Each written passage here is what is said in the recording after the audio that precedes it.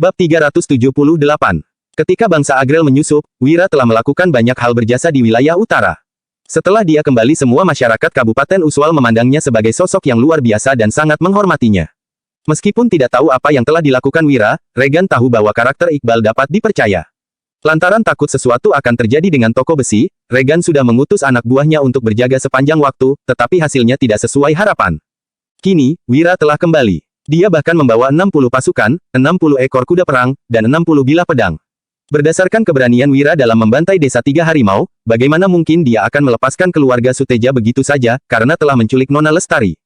Hanya saja, Wira yang langsung menerobos ke rumah keluarga Suteja, menandakan bahwa keluarga Suteja telah melakukan kesalahan besar. Kabupaten Uswal, 16 km di barat kota, Iqbal melihat Kaesang Bakara yang berpakaian resmi mendekatinya, lalu berkata, "Tuan Kaesang, entah kamu akan melakukan pemeriksaan situasi rakyat di mana, apakah kamu memerlukan pendampingan dariku?" Namun, metodenya jelas berbeda. Saat Kaesang benar-benar ingin menjelajahi kondisi masyarakat, dia akan mengenakan pakaian biasa dan menyelinap ke dalam masyarakat untuk menyelidiki situasi tanpa diketahui siapapun. Penampilan seorang inspektur istana yang mengenakan pakaian resmi dan diiringi oleh 2 prajurit. Jika Kaesang benar-benar pergi ke wilayah pedesaan, tidak ada warga biasa yang akan berani mengungkapkan situasi sebenarnya. Ini hanyalah untuk memberitahu pejabat setempat bahwa seorang inspektur istana sedang melakukan inspeksi pekerjaan. Jika tidak ingin diperiksa, mereka sebaiknya segera memberikan suap. Kaesang menjawab, "Ke kota Sajar." Dia melanjutkan dengan penuh semangat. "Sebenarnya, saat kita memeriksa situasi rakyat, kita nggak selalu harus pergi ke pedesaan. Ketika kita bepergian, kita bisa melihat-lihat sekitar, melihat sejauh mana perdagangan berjalan. Dari sana, kita bisa mengetahui sejauh mana tingkat kemakmuran di daerah tersebut. Dengan melihat pakaian dan seberapa gemuk atau kurusnya penduduk sepanjang jalan, kita juga bisa mendapatkan gambaran tentang kondisi hidup mereka." Timpal Kaesang. Iqbal tidak bisa berkata-kata. Dia hanya mengernyitkan alisnya. Alih-alih mengunjungi pedesaan, inspektur istana ini malah mengajak Iqbal ke kota. Akan tetapi, karena sudah seperti itu, Iqbal hanya bisa menahan diri dan menemani Kaesang dalam perjalanannya ke kota. Hanya saja, sebelum mereka sampai kembali ke kota, seorang petugas patroli berkuda segera menghampiri Iqbal. "Tuan Iqbal, Tuan Wahyudi sudah kembali, tapi Nona Lestari diculik kemarin malam. Sekarang, dia sedang bergegas menuju rumah keluarga Suteja bersama pasukannya."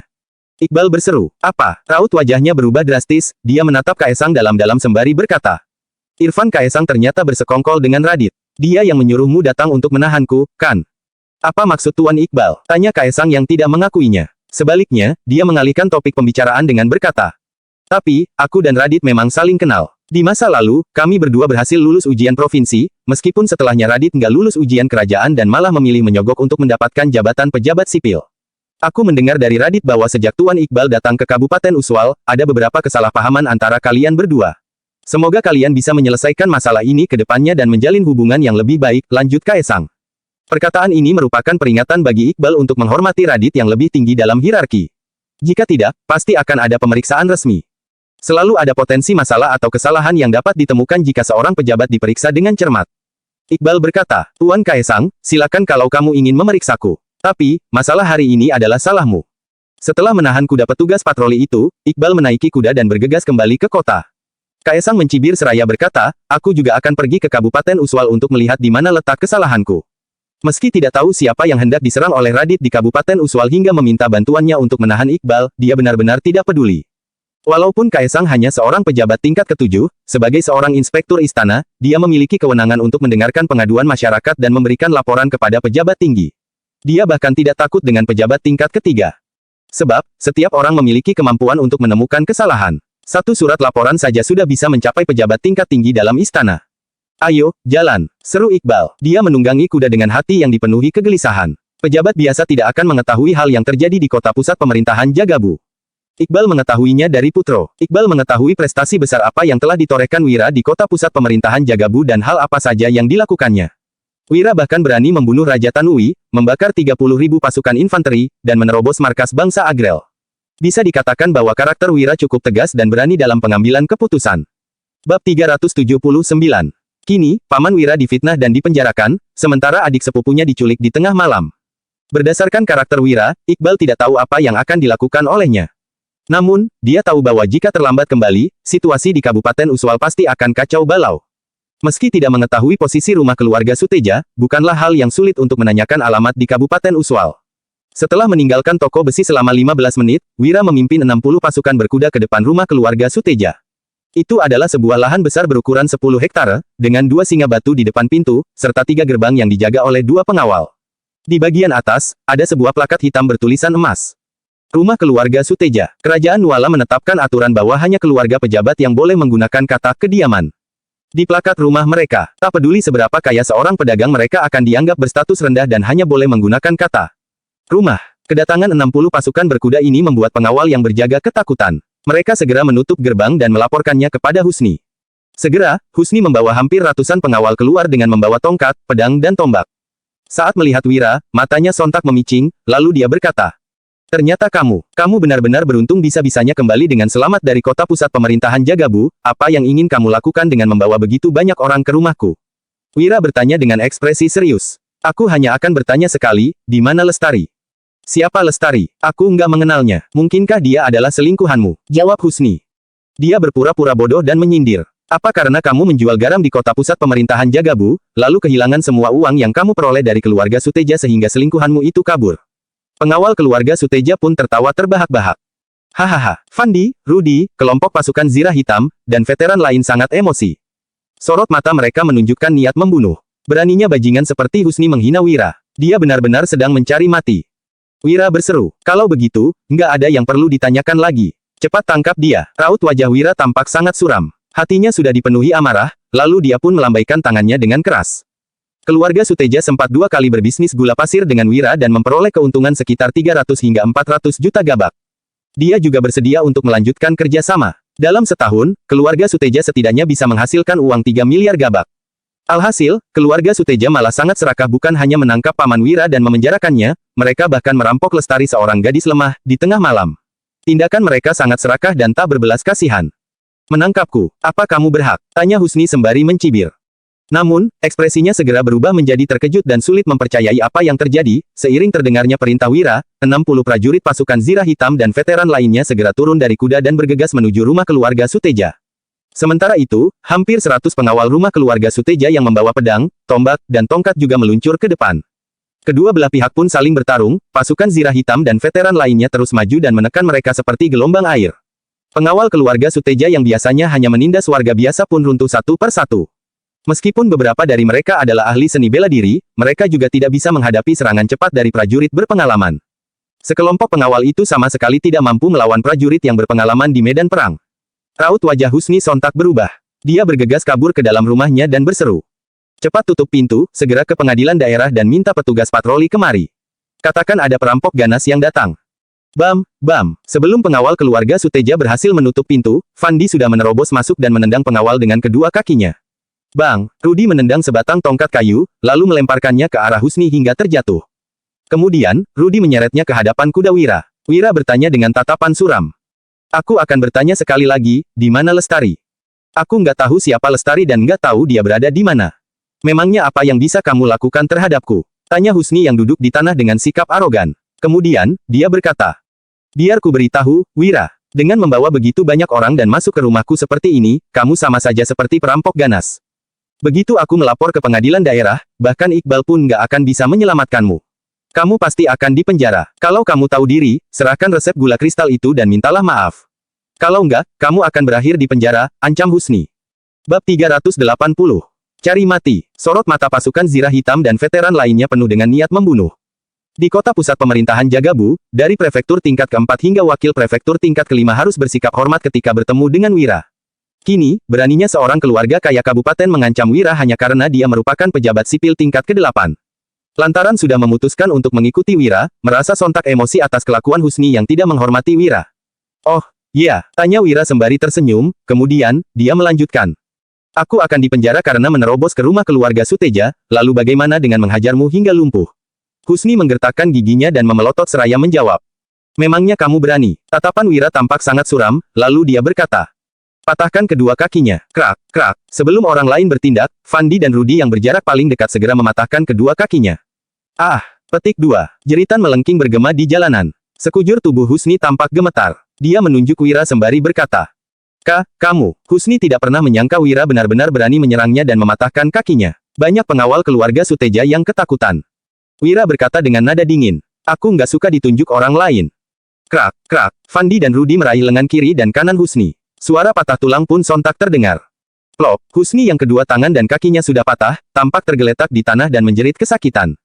Dia berseru dengan ganas. Oke, Wira, kamu memang kejam. Kalau sehebat itu, bunuh saja aku, kalau enggak, aku pasti akan membalaskan dendam ini. Sebagai seorang kepala keluarga kaya kabupaten, Husni telah melalui banyak hal sehingga masih enggan tunduk.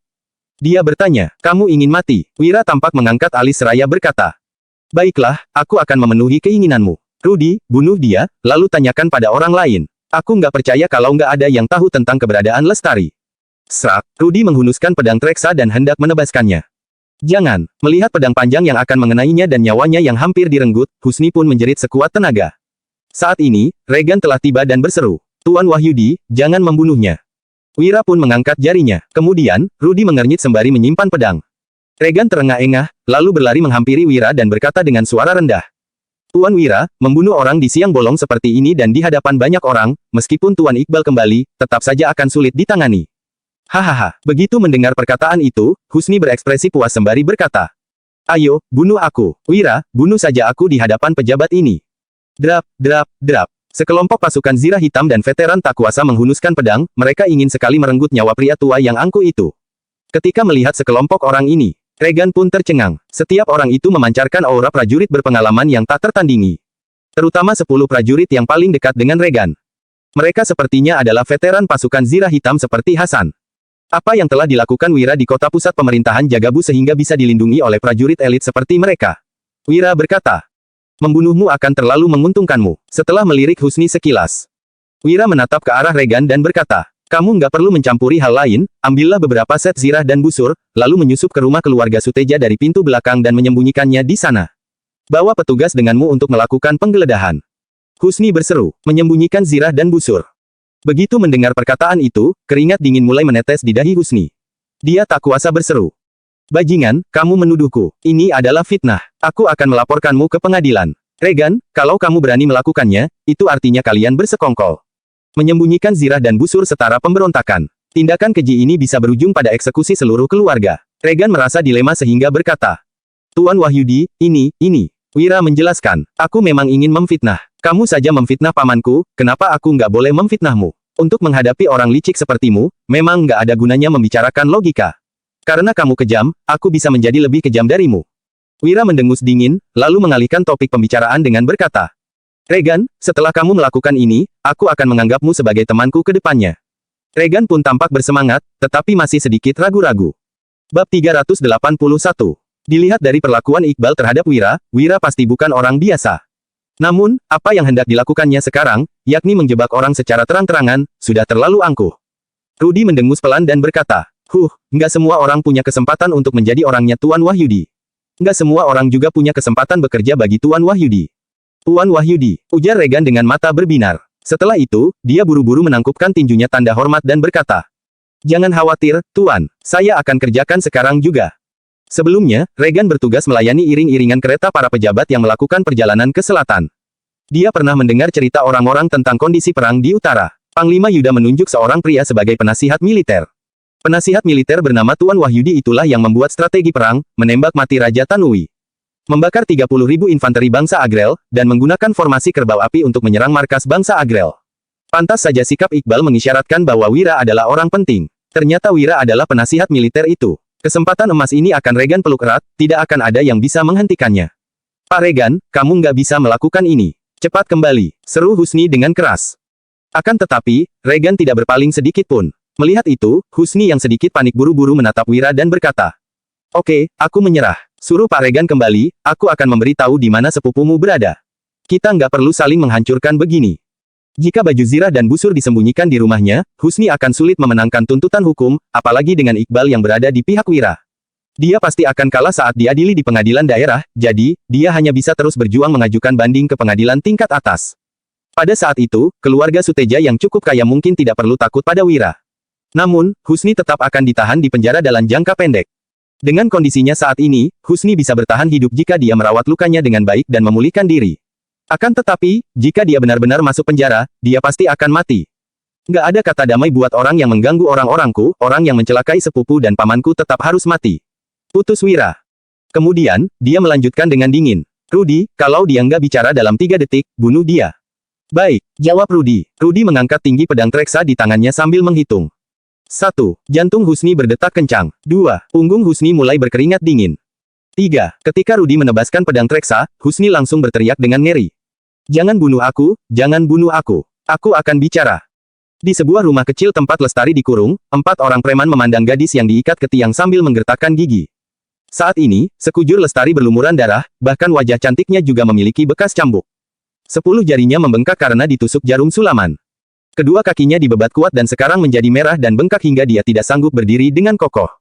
Sial, gadis ini benar-benar keras kepala. Kita sudah siksa dia dengan belasan cara, tapi dia tetap nggak buka mulut. Kalau aku jadi dia, aku pasti sudah bicara dari tadi. Iya, orang miskin memang keras kepala. Kita pukul sampai mati pun, gadis ini nggak akan bicara.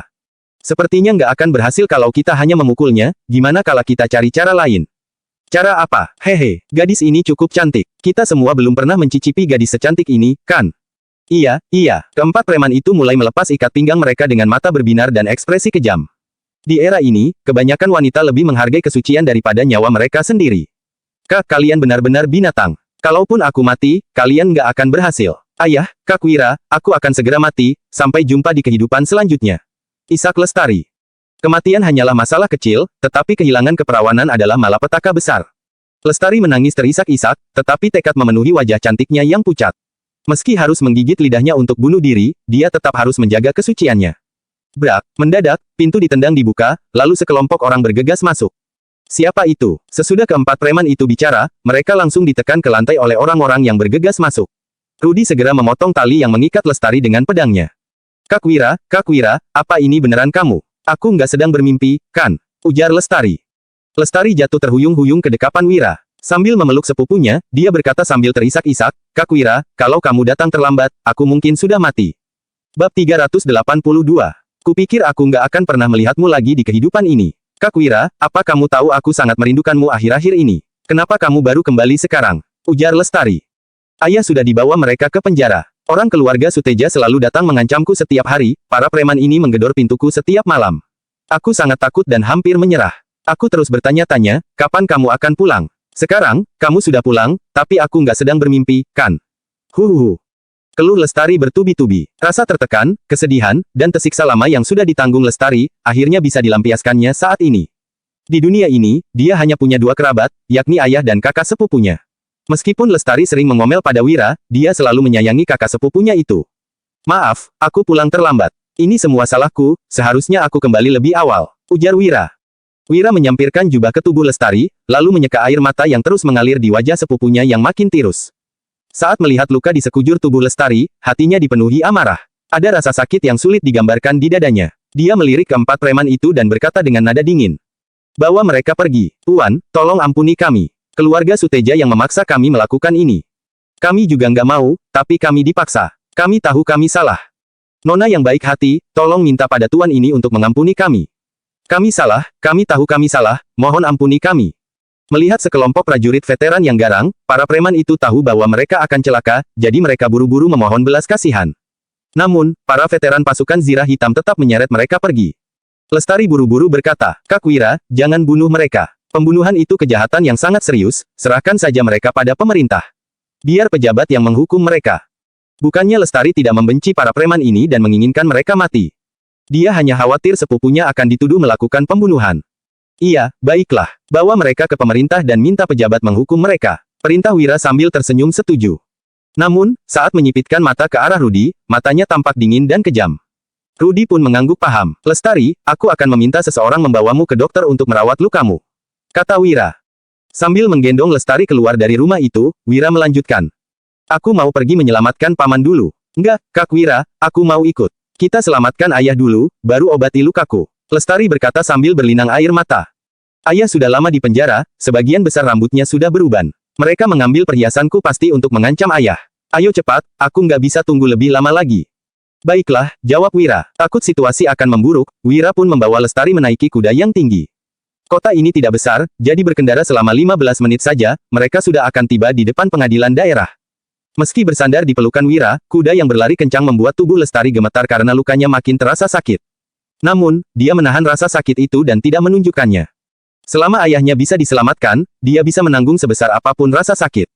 Saat melihat sekelompok orang menunggang kuda datang membawa pedang, dua petugas pengadilan di depan gerbang sontak tersenyum sopan dan berkata, "Tuan, dilarang menunggangi kuda masuk ke pengadilan, silakan turun dari kuda terlebih dulu kalau ada keperluan." Kedua petugas pengadilan ini sudah lama bekerja di pengadilan daerah. Mereka pandai menilai orang dan tahu bahwa orang-orang ini tidak bisa disinggung, mereka harus bicara dengan hati-hati kalau tidak mau dihajar atau kehilangan pekerjaan mereka. Tentu saja, sikap mereka akan berbeda terhadap rakyat jelata miskin yang datang. Sambil membawa Lestari turun dari kuda, Wira melemparkan uang perak dan berkata, "Aku mau mengunjungi seorang tahanan. Langsung menerobos pengadilan daerah akan membawa dampak yang terlalu besar.